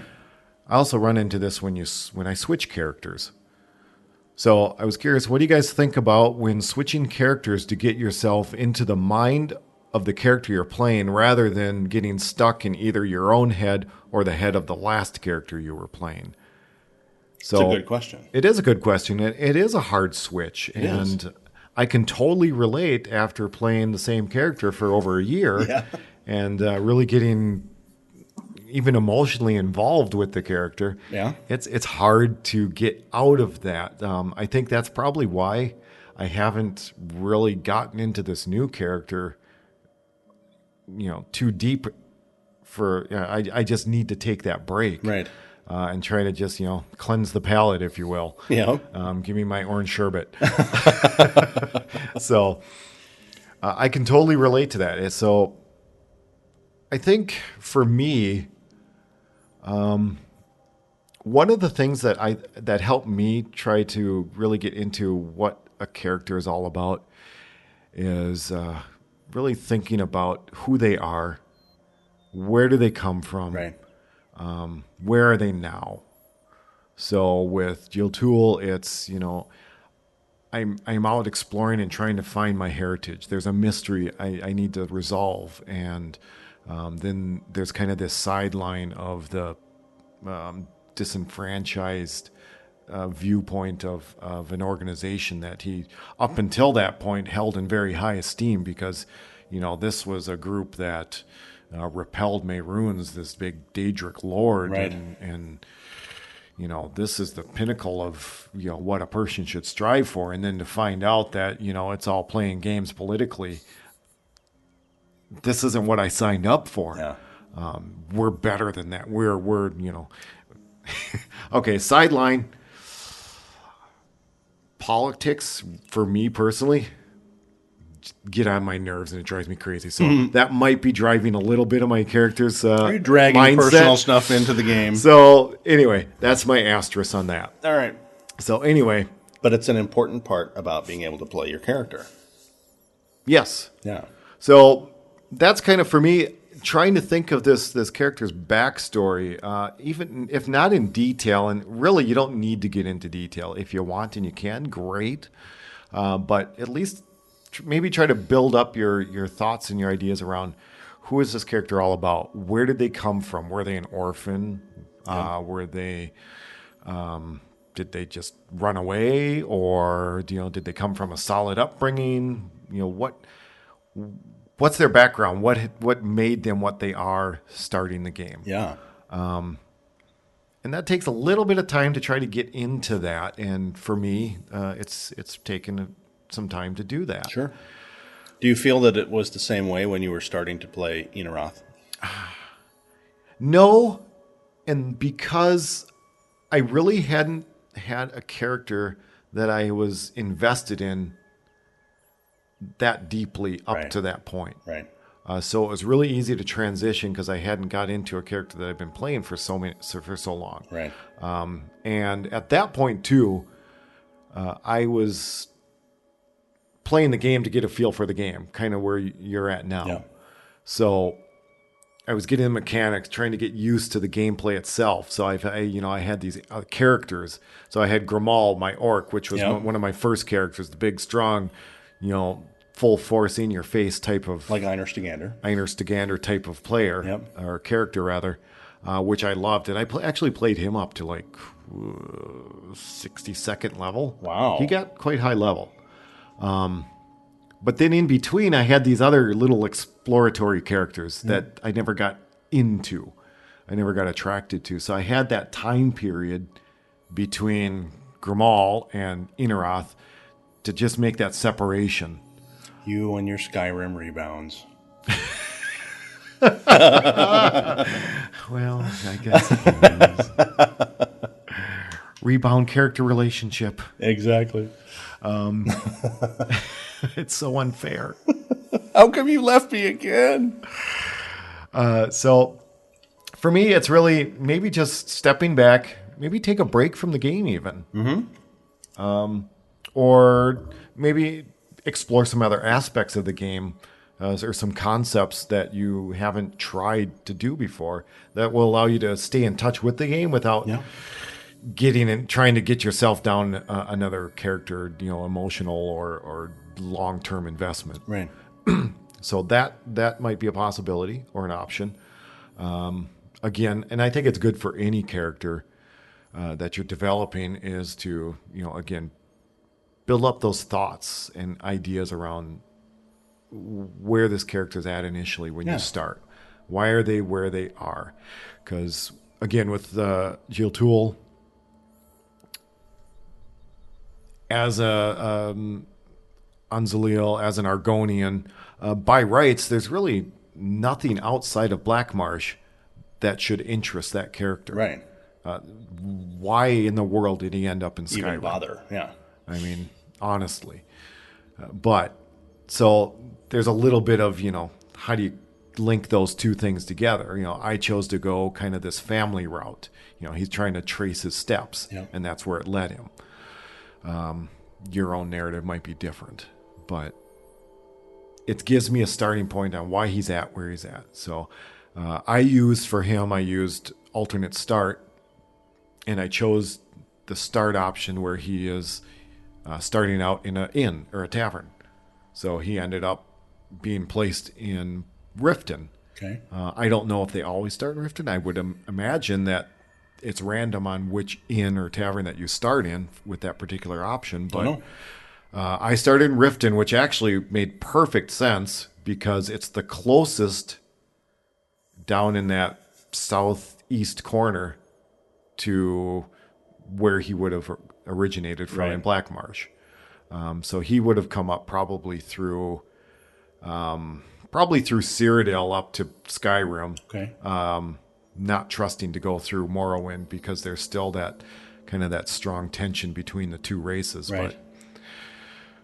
So that's where he ended up. I haven't quite figured out what the narrative's going to be for him as far as, did he just arrive? Has he been there for a while? I'm kind of leaning towards that he's been there for, a couple months. Okay. Maybe he's explored the area around it and just doesn't know where to go to next.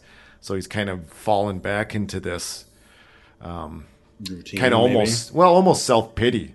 Oh. Kind of drinking things away. Ah, okay. So he starts out in the tavern, the Bee and Bar in Riften, with very little equipment, and he started out with I think it was a wooden club. That was his weapon. So he's gotten to the point where he's had to pawn this stuff off to keep a room over his head. And just kind of pissing away the rest. Yeah. So finally gets to the point where, I can't. This is stupid. I'm wasting my time. I'm wasting here. Nothing's happening. I've done nothing and I'm all out of ideas. So I've done nothing and I'm getting really good at it. Yeah. So now I've taken him kind of out in the outskirts of Riften to do some hunting to try to build up some revenue, helping out people when I can, because maybe they might have some leads that I can follow up on, check out some bandit camps, the caverns and deep spaces, see what can I find there. So it allows me to take the character kind of in any direction, just to build up, to the point where now I can actually maybe get some decent weapons. I can get some armor. And even though for him, he's not going to wear anything wouldn't be considered a quote-unquote natural armor. Okay. So he's going to be stuck to the leathers and the studded type of materials. That's modified but not forged. Yeah. He won't be doing any steel. He certainly won't be wearing any elven or using anything elven at any time. Orcish. Orcish is on the line because orcs are a variation of elf. Yep. So cross that bridge when you get to it. Yeah. So he's going to be, steel, ebonies, that kind of stuff. But as far as armors goes, nothing forged, nothing manufactured. It should be natural because he's going to want that movement capability. Right. Whether it be stealth or quickly slipping into the water and not being encumbered by a big steel cuirass. Yeah, exactly. So there's going to be those kind of restrictions for me. So when you're sitting down and getting into character, do you find yourself needing to consciously not be Inaroth?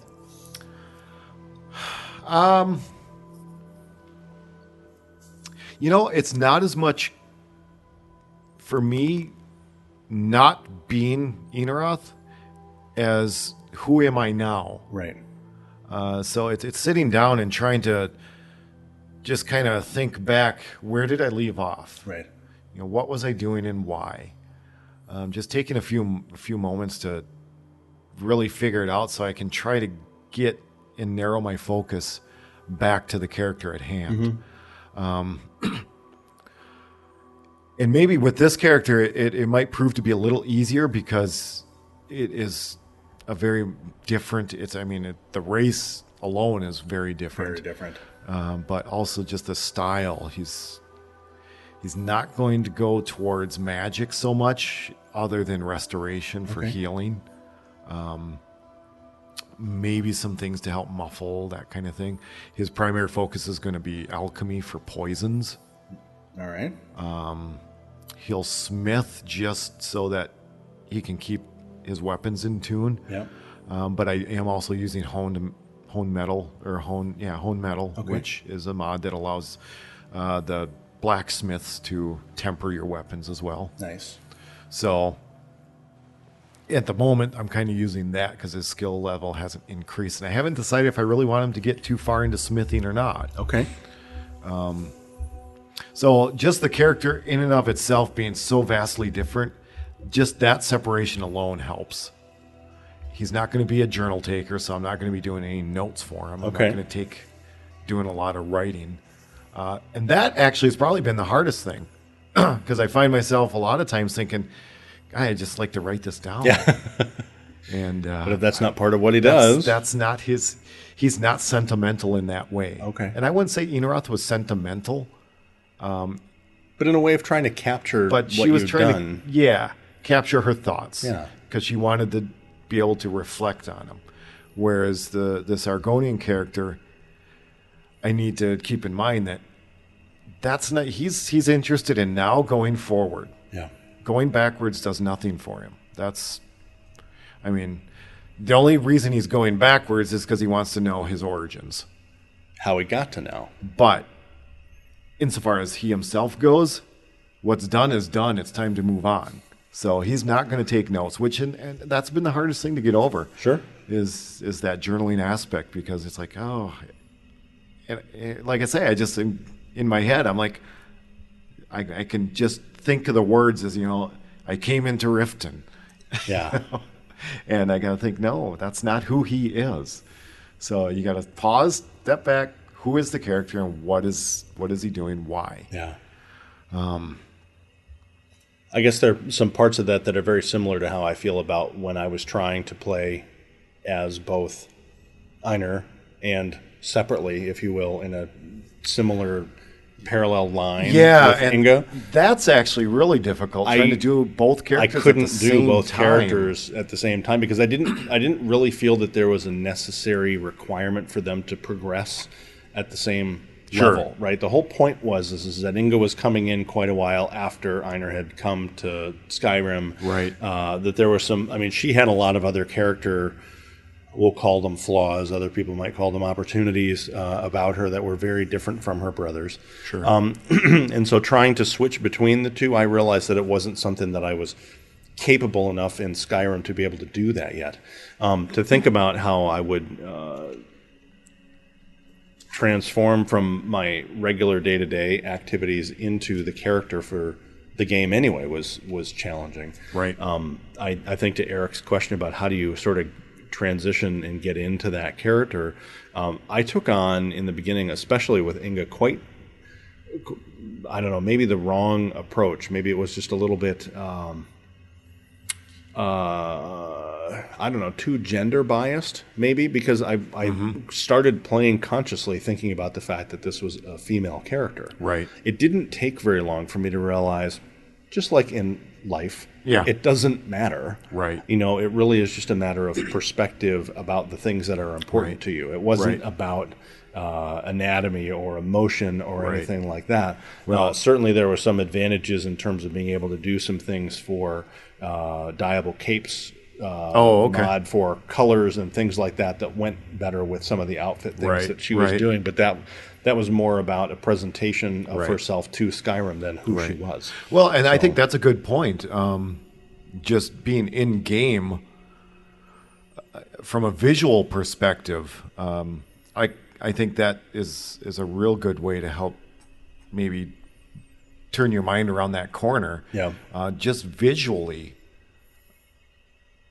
address that new character in a way that's going to help you focus on that new character. Sure. Instead of maybe going to some of the favorite things that you've fallen back on, or that your character that you become comfortable with. I had a couple screenshots just of what was sort of iconically Inga Stegander to me. That just as I'm getting ready to get into the mode, right, if you want to say that, it's just, that's what I saw, sort of these big panoramic sweeping views of, this, I'm gonna know everything about this place, and I'm gonna get those things that I need out of this place, and I'm not gonna get stuck in it. This is gonna be sort of a interesting walkthrough, but I'm gonna know everything there is about this place by the time I leave. You know? Yeah, which is, from a mindset point of view, is almost opposite of what I understand Stegander would have done. You would have walked right through the room. Where's the other door? Yes, exactly. Whereas Inga is let me looking through. to Wham, see, wham, wham. How big is it? How many walls are they? Stone and what color? Yeah. What artwork is in here? What's important to the people that are here? Right. Very much more cerebral than. And Einar was. I think too another method, and I think Jessa actually brought this up a while back when we were talking about getting into characters vocally. Yep. And she was mentioning a phrase, a phrase that you can say in the character's voice. Sure. That will help you kind of trigger your memory and get you into that character vocally. Right. I think that same sort of principle can apply in this case too. I agree. Think of a scenario or a setting that this character that really is this character, and just, you know, when you start the game up, maybe just kind of think about that setting as it's booting up or whatever, and like a little visual mantra. Yeah, that kind of basically that helps remind you that this is you know, this character and not that one. Right. I'm trying to get into Eric's head a little bit, if that's possible, and think about, you know, what are the characteristics of each part of the story that he's trying to tell or to play through. What are the things that are distinct about each character? What are the things that make it difficult to transition between them? And that can all be part of that short little narrative that you play out in your head as you're beginning your play. Right. Maybe it's some particular kind of music as well, right? I mean, there are things that really very much evoke Skyrim to me, and it isn't just the soundtrack, right? And I will admit that, you know, I've got, like, on my phone, I've got some of the music that we use for the podcast, right? And the minute that it comes through, I'm like, I'm going to listen to a podcast episode. That's actually another great point too. Is audibly, the music can really key in. I mean, you know, Vander's background. You know that it's that kind of light, airy, happy, fast, you know, action kind of music. Yeah. Whereas, you know, a Fleet episode or a Sumerian would be really much more brooding and dark and serious. So if there's kind of a mood to this character you're trying to get into the head of, that might make a really big difference. Maybe there's some music that you can tie into that character. You can kind of listen to it throughout the day. If I mean, obviously, it's going to be something that you enjoy. Yeah. I mean, don't listen to something you don't want. If you're playing character, and you're much more swapping difficult. out, I think, you know, let's say that you're going to be down in Skyrim in your brain for several hours, and you're doing it as several different characters. I would have a hard time with that. That would be difficult. So if that's the kind of challenge, I think, Eric, that you're running into, that's not something that I'm personally familiar with, and I don't know that I would have an easy way to get through it. And I don't think that's what he would. It doesn't sound like that's what he was getting at. It really is I've got this character I've been playing for a while, and I really like it. How do I transition to a new character? I've retired him or her, and now I've got this new one. But now this new character seems to be reacting just like the old one. Yeah. So have they retired? Have they been retired? Right. Are they gone forever? Right. I mean, I think in Inaroth's sort of timeline, she continues on. Right? Yes. Inga is living at the same time, obviously, as her brother is, right. but they're having a different experience. Yes. I don't think that anything of what's going on with Vander coincides with any of the other characters that Stu has played through. Like, they're not going to bump into each other, you know, that we know of. Yeah, no. And if they do, I guess that separation that he's created with just this entirely unique concept. But I guess I wonder if that's the question. Are the characters that people are playing, are they part of the current character's narrative? Right. Yeah, or story or world. Would they bump into them? Is it possible? Right? Yeah. And is it that this new character was born out of either something that was missing from the other character, a flaw or some part of the way that they live that is embodied in this new character? Mm-hmm. Then it would be really difficult because it would almost just be this new character as an offshoot as opposed to a different person. And I think that's what I'm having a challenge with is that if they're going to be so distinct, I would almost need each character to be a different race different age, Right. different, I mean, all kinds of stuff so that I could. And that's actually really, for my own experience, has made my transition a little easier, is because it is just so different. Right. But there is also that, the fallbacks on reactions that you can still make, even as how would they react to a certain situation, Right. that your other character did it this way, and now my new one's doing it like that too. Yeah. So, But I don't think it's an entirely bad thing though either. I mean, because that would be potentially a cultural thing, right? If Nords tend to react to things the same way, or Argonians tend to react the same way, you might be able to chalk that up to a cultural thing rather than considering it to be a character flaw. Sure. Well, I don't know that we're going to come to a complete answer on it, but yeah. Two also as well. In as, addition to, I think it's important to remember that every character that a person plays also has a little extension of your own self in it. Yeah. So I don't think you're ever going to be able to fully change that. I agree. And that little piece of you is always going to be played with every character you do, and that's not necessarily bad. No, I agree.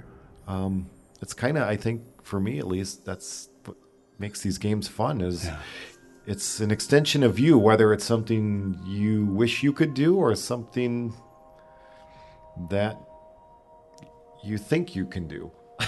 I think that some of it gets to what level of, maybe investment isn't the right word, but I think you used the word emotional tie earlier. I think that when we see Vander experiencing Skyrim, it isn't me watching someone play. It's me sort of strapped on GoPro style to someone's head, and I'm just seeing exactly what they're going through, ride. right? Yeah. A guy who can't shut up. Everything he says is out loud.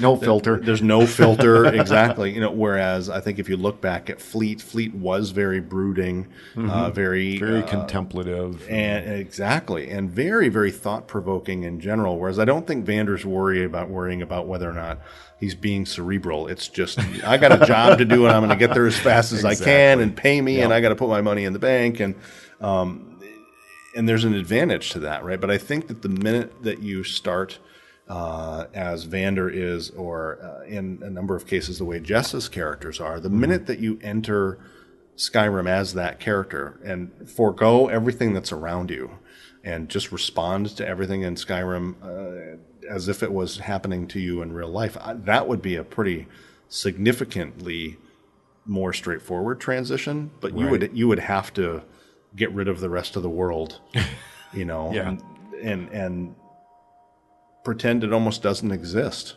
All your previous characters didn't exist. Sure. So, Eric, I think some of the ways that maybe we can help you tackle this problem is try to think of that narrative for this new character. Yep. And how's it different from the old one? But not that as much as just, what is this character's narrative? What's their background? Why are they where they are? Right. And what is their goal? What's their immediate goal? Do they have one? And that's an important question. And it might Do they change. have one? Maybe their first goal is to survive. And it probably will change. Well, yeah, and that could be. Yeah. So just kind of come up with that dialogue in your head and be comfortable sticking with it. Focus on that and just kind of let it grow. And don't worry about too much, I think. Don't get too caught up on the similarities as much as try to focus on the things that you like to be different. Right. And then after a while, and probably a short while, I think it's just going to click, and this new character is going to just be a character. And then it'll be hard to break away from that one. And then you'll have to do it all over again. It's a tough question. It's a great awesome question to think about.